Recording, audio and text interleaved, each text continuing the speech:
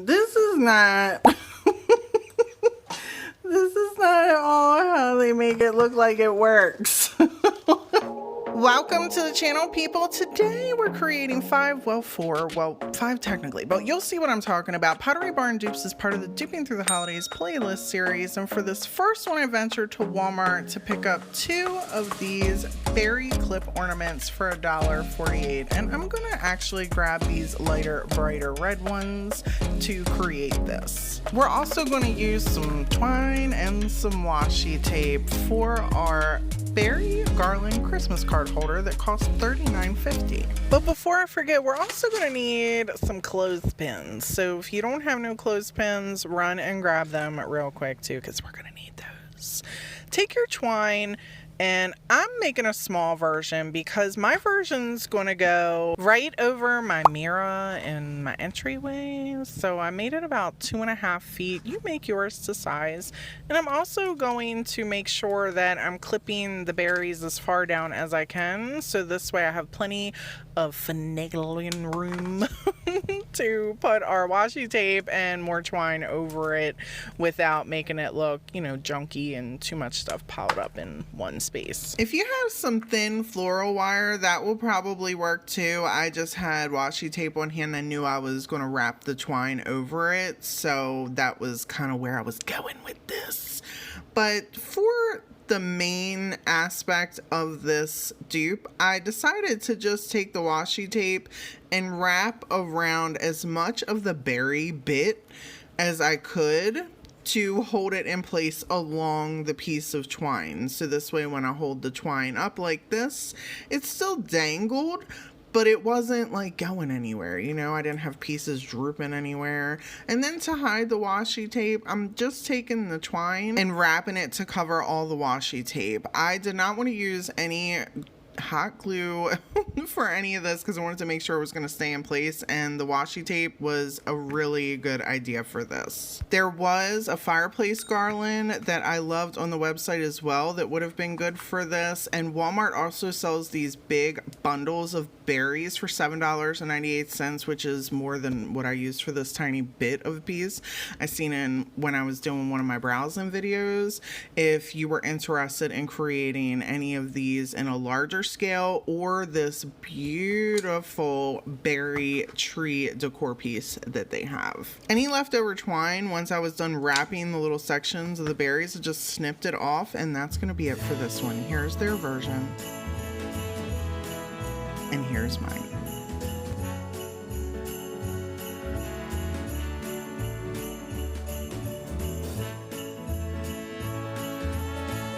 This is what I meant by 5 but 4 but 5, because there's 2 in 1 for this one. So I seen these decorative picks for 98 cents at Walmart, and I was like, man, these look familiar. And that's when I realized they remind me of those juniper bundles from Pottery Barn. It's like, we're gonna grab a couple of these since it's 98 cents, right? And I had this from Dollar Tree, and I thought this kind of mimics that piece of glass that is at Pottery Barn for like $100 and some. I think we have a dupe on our hands. I removed the clip and I was like, this is actually, let me stage this for my people if they want to just leave it like this. It kind of looks like the one that they have just with the juniper berries, but we're gonna not leave it like that, and we're going to create our red stripe with this Waverly plaster chalk paint and the Tuscan red as our base. If you're not familiar with painting on glass, a little tip, don't just take acrylic paint and slap it on there, because it's gonna peel right off or smudge off, or once it dries, it's gonna come off, people, okay? Listen to your girl. I am here to help you. You're gonna wanna use chalk paint, mix it up. I didn't have an exact color of the chalk paint for this, and then you're gonna wanna apply a very, very thin coat. While we're letting this dry, let's talk a little bit about Duping Through the Holidays and all the creators that have come together this month to give you guys some duping inspiration and to give back every single week this month. And Every week we're duping a different place. This week we are duping Pottery Barn, and the videos will release in a playlist at 5 p.m. We wanted to do something for the community to thank all of you for your love and continuous support all year long. If you want a chance to win this week's $100 Visa gift card, here's all you have to do. Check out the playlist in the description box and watch all the creators that participated in the Pottery Barn duping this week, and find their question in their video, respond to it in their comments, and that's it. You're instantly entered in a chance to win. The winner will be announced this Wednesday coming. So check out that playlist and see which one of your favorite creators are participating in Pottery Barn this week, and get your comments in by Wednesday. You have 5 days. Now that our first little layer is dry, I do want to show you what happens if you put too much on. So on the back side of this, I layered it kind of heavy, and you can see there are cracks in the chalk paint. Thin layering is really important when you're painting on glass, especially because you're trying to build up that layer to be able to not have it chip and fall apart once it's dry, which is a great reason for the chalk paint. If it happens and you get some cracking, do thin layers of the chalk paint over top of it, and it will start to slowly fill in those cracks and smooth itself out. You can also take like a really high grit sandpaper and sand it down as well. Once you have enough coats on it, then take the color that you actually want to put on here and paint over your chalk paint with your acrylic paint. And whether or not you pull it off before it's dry with this particular paint or not doesn't matter so much. Here's their version, and here's mine, mixing both of them together.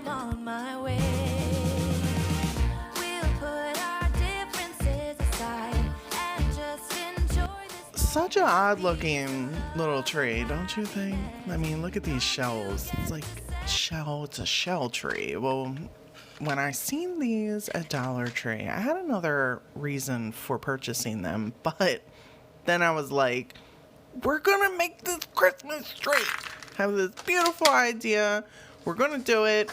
I've watched Liz Fenwick enough rolling up some paper and poster board, making her little trees. I'm like, I can do this with some paper. So I'm using 2 pieces of paper, because if you know, she'll fold it over. She makes like those amazing tall trees and puts like mop pieces on them and stuff. I was like, I can do this. I can do it. But in all honesty, it took me a little bit longer than I thought it was going to be. I was starting to question my DIY skills with this paper, so I cut it down smaller and then realized I needed to roll from the top. Hold it tight at the top and then quickly put my tape on there, because it immediately started to, you know, separate, and I was like, oh no. And then people, just make sure if you go to do this for anything, you know, there's all kinds of ways you can do DIYs like this. Take that precious time to level the bottom of your tree out. Cut your extra bits off. And real quick, here is my giveaway question. If you want a chance to win the gift card giveaway for this week, get your answer in my comments by November 17th. And don't forget to check out the other creators who are duping for Pottery Barn and get your responses to their questions in their comments. If you've never grabbed a pack of fake fingernails before, there are different sizes. So take the moment that you might need, kind of segregate them out, split them on up, you know, big, medium, little. It'll make your life easier as you go along and start to glue your tree bits together. And also make sure that the nails are shorter than the bottom of your tree, so this way you can set your tree flat, because I started out not doing that. The tree was totally lopsided. So start with the bottom length and totally make sure that as you're going around, you're taking that break to sit it down to make sure that you don't have any wobbling going on. This was really easy, honestly, and I actually enjoyed it. I thought it was kind of therapeutic, just kind of alternating where the little fingernails go, so that way they're slightly overlapping the crease in the layer below. But I'm going to be 100 with y'all. Make sure you get another box of nails, because the back, what you can't see is that we had a couple rows missing in the back. But shh, I didn't need them for the reveal for you to get the overall idea of this dupe, okay?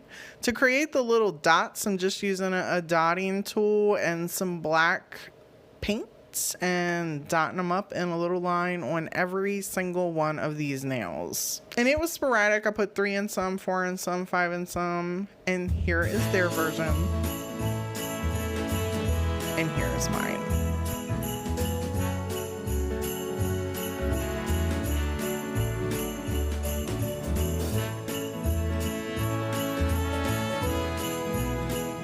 I just want to blame Angela Jones DIY on everything that is about to happen because she suggested this one for me because I was struggling with Pottery Barn. So here we go. It's about to get weird. I hope you are ready. You're going to need some Elmer's glue, some white jute twine, a balloon, some gloves. And if I'm being completely honest, just disregard everything you see for the rest of the video and just sit back and watch. So I thought it was going to be in my best interest to take this white jute twine or white twine and put it in the glue. And then I got distracted. I was like, this is nice, it's satisfying.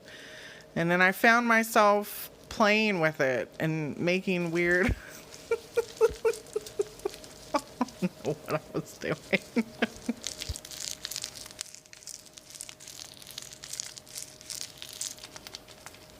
So there is literally like 2 minutes of me just playing with the glue and the twine. I spared y'all. You're welcome. Anyhow, I've seen these videos done before where they take the glue and they smother the twine in there, and I feel like I'm doing a Try It Tuesday that went so wrong. Anyhow, if you're not familiar with my channel, that wouldn't make no sense to you, but anyhow. I thought to myself, I'm like, I can do this. It shouldn't be hard. You wrap it around a balloon, you let it dry. Off you go, you let it dry. The first clue that things were going bad should have been this one where it was getting all knotted up, and that was probably for me playing with it, but I wasn't willing to take responsibility at that point in time. I needed way more twine than I had ever planned on using, and if I was going to do this again, I don't even know how I'll go about it. Maybe put some Vaseline on the balloon or something. But I kept layering and layering and tucking the little twine in there, and I was getting concerned as I continued layering because I noticed how much glue there was all over the balloon. And the first layer of the twine started to stick to everything, and the balloon was starting to stick to everything. And I'm trying to keep it all unstuck and trying to keep the balloon in focus with the camera. I'm sorry I'm laughing so much. But people, if you were here while I was doing this in this house by myself, I'm sorry. Let me pause it. Okay, I'm back. I'm sorry. So I was confident that at the end of the day, it didn't matter that this was sticking everywhere or what. It was going to work for me because I've watched it on YouTube done before. I don't remember who by, but I've seen this done somewhere. And I knew I was gonna make it happen. I was like, I can do this. It's gonna look nice. So I just continued going, tucking. And then after I was completely happy with it, I decided to take the heat gun and make sure I wasn't too close to the balloon because I didn't want it to, you know, pop. And I didn't feel like waiting, you know, 24 hours. So I spun this balloon and then I let it sit for a few hours after I got the initial gist of the glue off, because again, it was sticking to everything. I couldn't sit it on anything. And in case you're wondering, oh Brandi, how could you tell it was dry? It was hard. Like all the jute twine, it was really hard. Even the balloon was like crusty. I don't know how else to explain it. It was just, I'd never experienced anything like it, okay? So I've seen people use a pin. I'm like, I'm going to use an X-Acto knife, and I'm just going to let you experience it from here.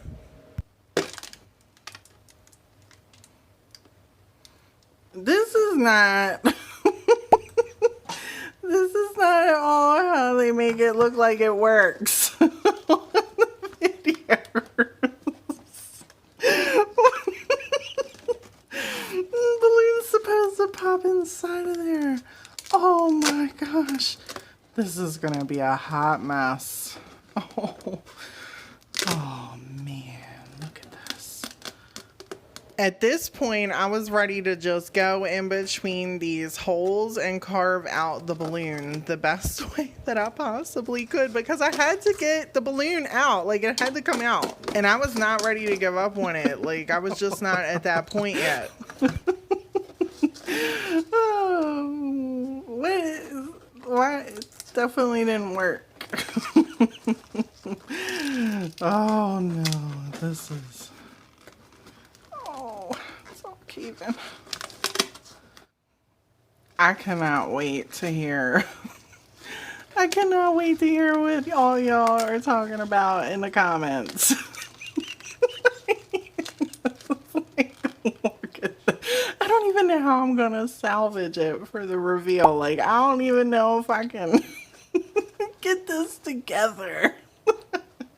Once I managed to get the balloon completely peeled out of there, I took my heat gun and started pressing it in sections, hoping it would like heat it up enough for me to be able to form it into a ball. I would love to hear anyone's comments in the comments section about how we could go about this better next time, as well as for anyone that wants to recreate this, maybe somebody else has that information in the comments, so check out the comments before you go anywhere. But as you know, I don't always provide the most beautiful DIYs. Sometimes it's just some entertainment and some struggles around here. So without further ado, here's their version. And here's mine. Thank you so much for hanging out with me today, people. I hope you got some learning and some entertainment out of it. I gotta have nerves of steel putting this DIY out in the YouTube community, but I gotta make sure my people learn from the struggle. So until next time,